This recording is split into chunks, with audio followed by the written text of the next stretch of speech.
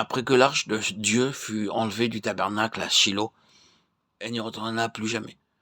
Ce départ fut définitif. Il y a quelque chose de tragique dans l'histoire de Shiloh.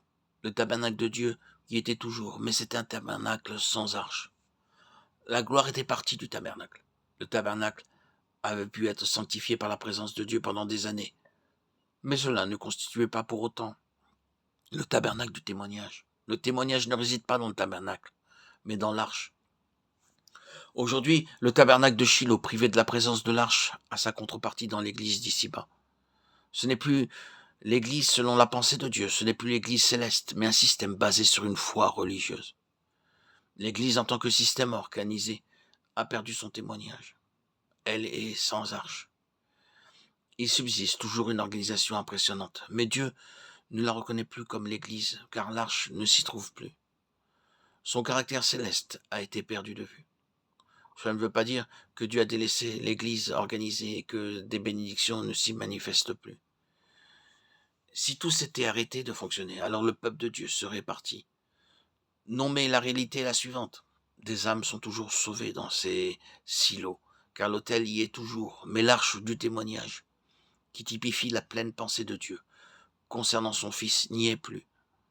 Il y a quelque chose de plus élevé que l'autel, de plus élevé que la cuve d'airain et de plus élevé que le chandelier. Ce qui est supérieur à tout cela, c'est l'arche. Ces choses nous parlent de l'œuvre de Christ, mais l'arche nous parle de Christ lui-même. Dans le tabernacle, dans le lieu saint et dans le parvis, il y a beaucoup de choses qui nous parlent de ce que le Seigneur a fait pour nous. Mais cependant, le lieu très saint est vide. Où est allée l'arche après avoir quitté le pays des Philistins? Elle allait dans de simples habitations. La première fut celle d'Abinadav. Pendant 20 ans, le témoignage du Seigneur s'est trouvé dans la maison de cet homme. Ensuite, l'arche a été transportée dans la maison d'Obed-Édom de Samuel 6. Ces demeures étaient insignifiantes comparées au tabernacle. Si vous voulez quelque chose de grand, vous devrez aller au tabernacle, à Shiloh. Mais si vous voulez l'arche, il vous faudra aller ailleurs, car le lieu du témoignage, ce n'est pas là où est le tabernacle, mais là où se trouve l'arche. Voulons-nous aller dans un tabernacle sans arche? Dans le tabernacle, tout l'environnement de l'adoration est majestueux et impressionnant. Mais la gloire est partie, car l'arche est partie. Les croyants aujourd'hui doivent choisir entre un grand tabernacle sans arche ou une petite maison dans laquelle l'arche se trouve. Dans le psaume 78, 56, 60, Dieu déclare sans ambiguïté qu'il a abandonné le tabernacle à Shiloh.